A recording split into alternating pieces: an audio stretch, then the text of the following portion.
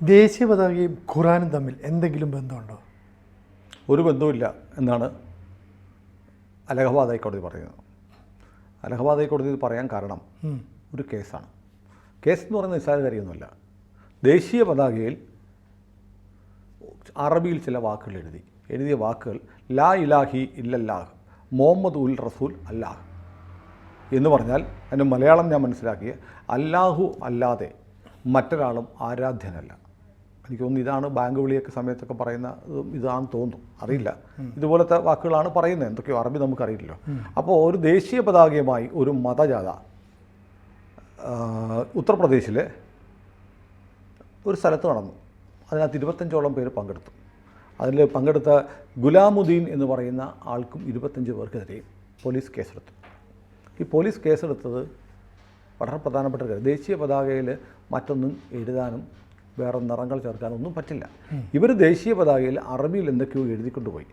അപ്പോൾ എന്തോ വാക്യങ്ങളും ഖലീമകളോ ആണെന്ന് അറിഞ്ഞപ്പോൾ നഗരത്തിലെ ഒരു ഖാസിയായ മൗലാന സാബിർ അലി എന്ന് പറയുന്ന ഒരാളെ പോലീസ് വിളിച്ചു. ഇത് വായിക്കാൻ പറഞ്ഞു. വായിച്ചു കഴിഞ്ഞപ്പോഴാണ് ലാ ഇലാഹി ഇല്ലല്ലാഹ് മുഹമ്മദ് ഉൽ റസൂൽ അല്ലാഹ്, അല്ലാഹു അല്ലാതെ മറ്റൊരാളെയും ആരാധിക്കാൻ പാടില്ല, ആരാധ്യനല്ല എന്നുള്ള ഖുർആൻ വചനം അതിനകത്ത് എഴുതിച്ചേർന്നിരിക്കുകയാണ്. ഖുർആൻ വചനമോ അല്ലെങ്കിൽ എന്തെങ്കിലും ഖലീമയോ എന്തോ നമുക്കറിയില്ല, സാങ്കേതികമായിട്ടറിയില്ല, എഴുതി ചേർത്തിരിക്കുന്നു എന്ന് കണ്ട് പോലീസ് ഈ ഗുലാമുദ്ദീനും മറ്റ് 25 പേർക്കെതിരെ കേസെടുത്തു.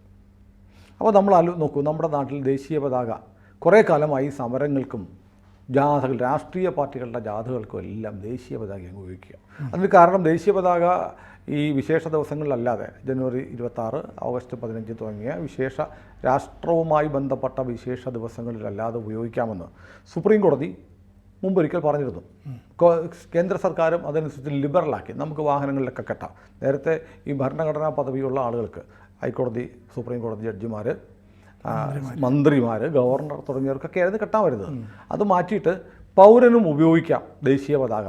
പക്ഷേ ദേശീയ പതാകയെ സംബന്ധിച്ച് അതിനെ ആദരിക്കുന്ന ചില ചടങ്ങുകളുണ്ട്.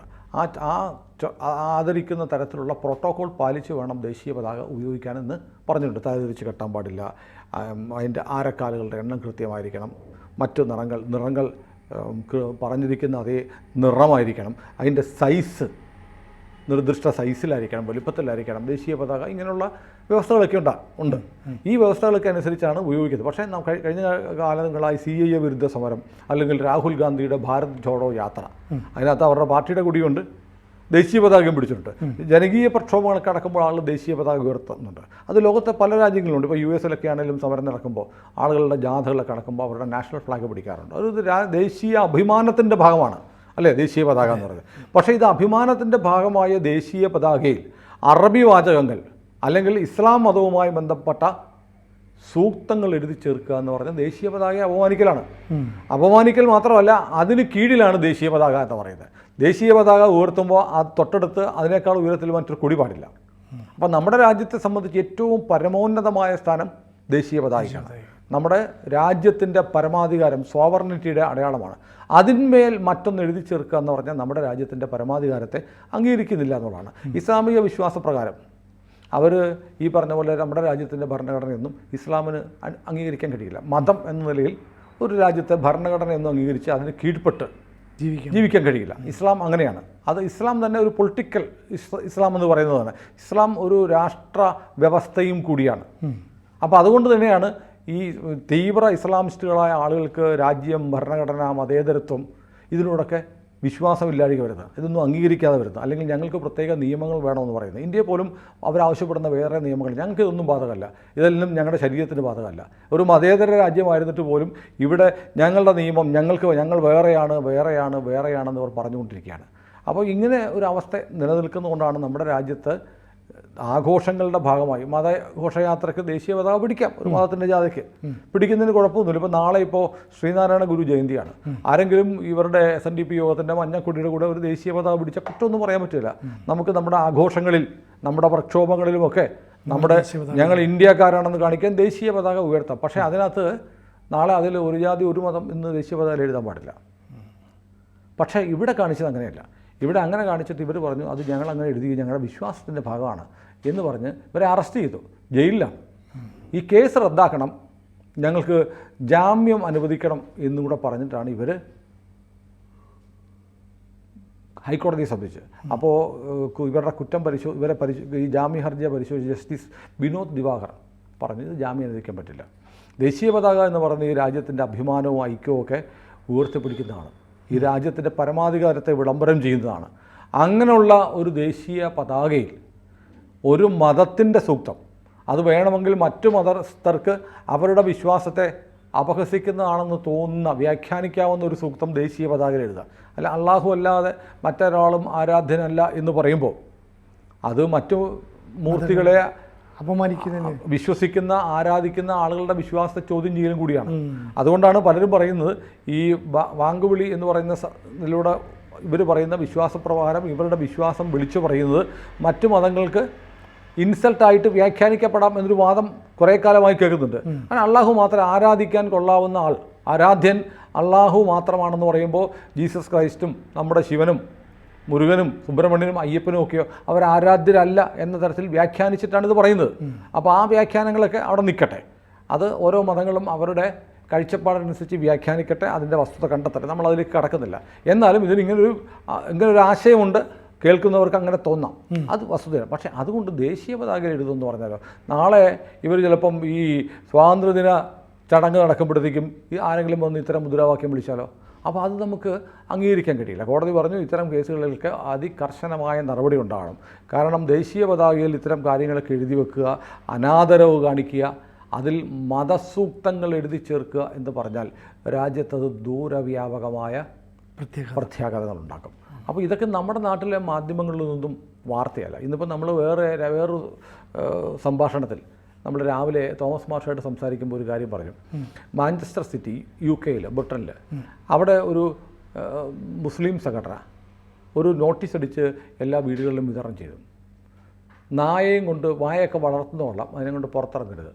അത് ബ്രിട്ടനിലും ബ്രിട്ടീഷുകാരോട് ആവശ്യപ്പെടുകയാണ്.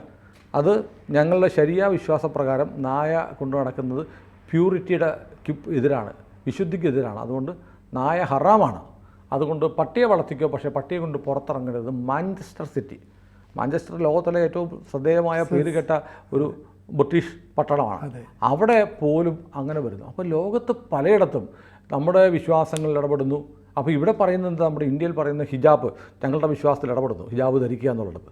ലോകത്ത് പല ഇസ്ലാമിക രാജ്യങ്ങളിലും UAE അടക്കം ഹിജാബ് ഒഴിവാക്കിക്കൊണ്ടിരിക്കുക.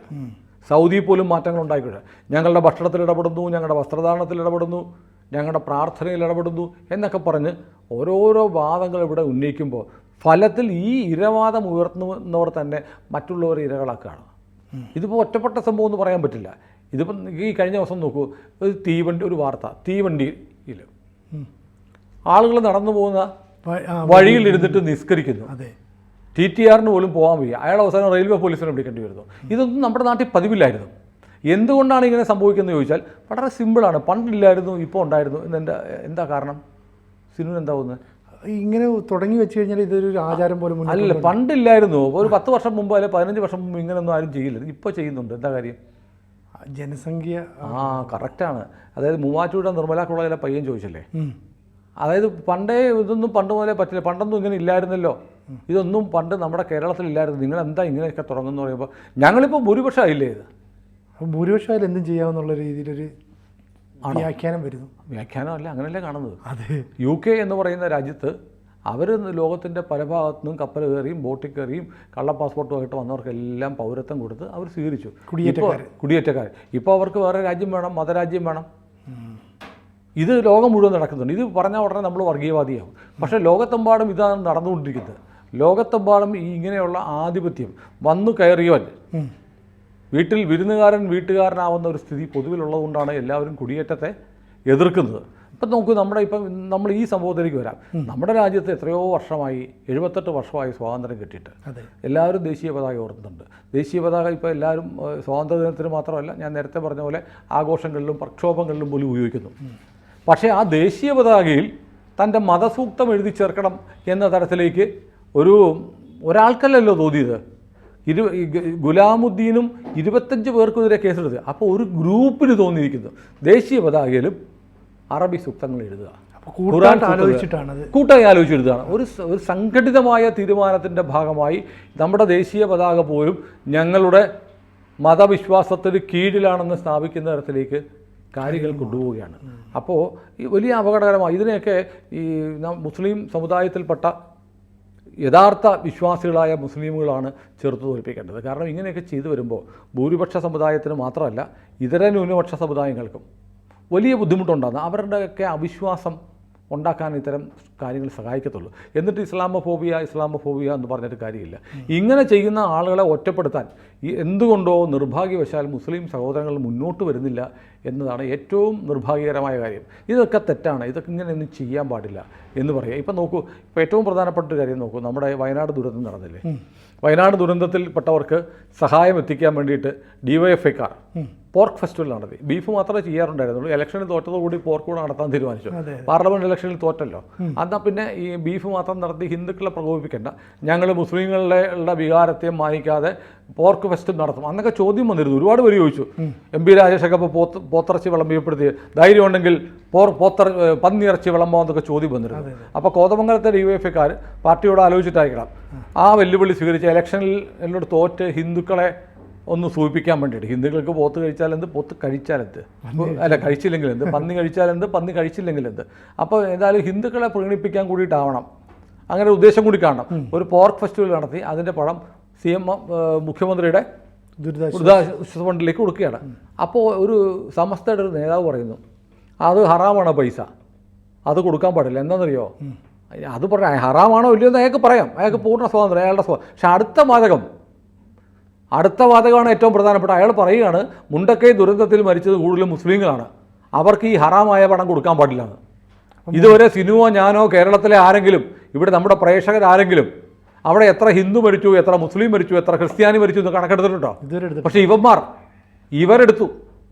അതുകൊണ്ടല്ലേ അവിടെ ഏറ്റവും കൂടുതൽ മുസ്ലിങ്ങളാണ് മരിച്ചുകൊണ്ട്. അതുകൊണ്ട് പോർക്കിറച്ചി വിറ്റിട്ടുള്ള പൈസ വേണ്ട എന്ന് പറയുന്ന തരത്തിലേക്ക് കേരളം മാറിയിരിക്കുന്നു. ഇവരാണ് നേരത്തെ നമ്മുടെ ചാനലിലെ ഇവരുടെ ഈ മതസംഘടനകളുടെ പേര് വിളംബരം ചെയ്യുന്ന തരത്തിലുള്ള യൂണിഫോം ധരിക്കുന്നത് ശരിയല്ല എന്ന് നമ്മൾ പറഞ്ഞതിൻ്റെ പേരിൽ നമ്മളെ നാടുനീള പുലഭ്യം പറഞ്ഞവർ അവരിപ്പം മരിച്ച ശവങ്ങളുടെ കണക്കെടുത്തിട്ട് ജാതിയും മതവും തിരിച്ച് കണക്കെടുത്ത് വെച്ചിരിക്കുക. ഞങ്ങളാണ് മുസ്ലിങ്ങളാണ് കൂടുതൽ മരിച്ചതെന്ന് നമ്മളാരും പറഞ്ഞില്ല. ഒരു മനുഷ്യൻ പറയാത്ത കാര്യം, മൃഗങ്ങൾ പോലും ചിന്തിക്കാത്ത കാര്യം ഇവർ പറയാണ്. മരിച്ചവൻ്റെ മതം നോക്കി കണക്കെടുത്തിട്ട് പന്നിയിറച്ചി വിറ്റ് കിട്ടിയ കാശ് അവിടെ കൊടുത്ത ഹറാമാണെന്ന് പറയുന്നതിനെയൊക്കെ മുക്കാലി കെട്ടിയടിക്കാൻ ആരുടെ ഇവിടെ. പക്ഷേ ഡിവൈഎഫ്ഐക്കാരന് ഇപ്പോൾ ഒരു പ്രതിഷേധ പ്രസ്താവന പോലും ഇല്ല. ഇങ്ങനെ ഏതെങ്കിലും PSPക്കാരനോ ഒരു RSSകാരനോ എന്തൊരു BJPക്കാരനോ പറഞ്ഞാൽ ഈ ഡിവൈഎഫ്ഐ എന്തൊക്കെ ചെയ്യുമായിരുന്നു? ഡിവൈഎഫ്ഐ ഏതായാലും ഒരു ദുരിതബാധിതരെ സഹായിക്കാൻ വേണ്ടി ഒരു ഫണ്ട് ശേഖരണം നടത്തി, നല്ല കാര്യം, അവർക്ക് നമ്മുടെ അഭിവാദ്യങ്ങൾ. ആ പണത്തിൻ്റെ പേരിൽ പോലും ജാതിയും മതവും പറഞ്ഞ് കുത്തിത്തിരിപ്പുണ്ടാക്കാൻ ശ്രമിക്കുന്നവന്മാരെ ഡിവൈഎഫ്ഐ കാണണ്ടേ? ഷംസീർ നമ്മുടെ സ്പീക്കർ കാണണ്ടേ? റഹീം കാണണ്ടേ? കാണില്ല. അപ്പോൾ മതം എല്ലാ മേഖലയിലും കയറി വരികയാണ്. ദേശീയ പതാകയും മതത്തിന് കീഴ്പ്പെട്ട് ഇന്ത്യ ഒരു ഇസ്ലാമിക രാജ്യം ആവണമെന്ന് സ്വപ്നം കാണുന്നവരുടെ സഞ്ചാരം തുടരുകയാണ് എന്നാണ് ഈ UPയിലെ ഈ സംഭവം തെളിയിക്കുന്നത്. ഏതായാലും UPയിൽ ഭരിക്കുന്നത് പിണറായി വിജയനല്ല, യോഗി ആദിത്യനാഥാണ് എന്നതുകൊണ്ട് ഈ പ്രതികൾ ഈ ഗുലാമുദ്ദീനും 25 പേരും ഇപ്പോഴും ജയിലിലാണ്. ഹൈക്കോടതി പറഞ്ഞു ഇവന്മാർക്ക് ജാമ്യം കൊടുക്കണ്ട എന്നും പറഞ്ഞു. കൂടുതൽ വാർത്തകളും വിശേഷങ്ങളും നിങ്ങളിലേക്ക് എത്താൻ ABC മലയാളം സബ്സ്ക്രൈബ് ചെയ്യുക, ബെൽ ബട്ടണും അമർത്തുക.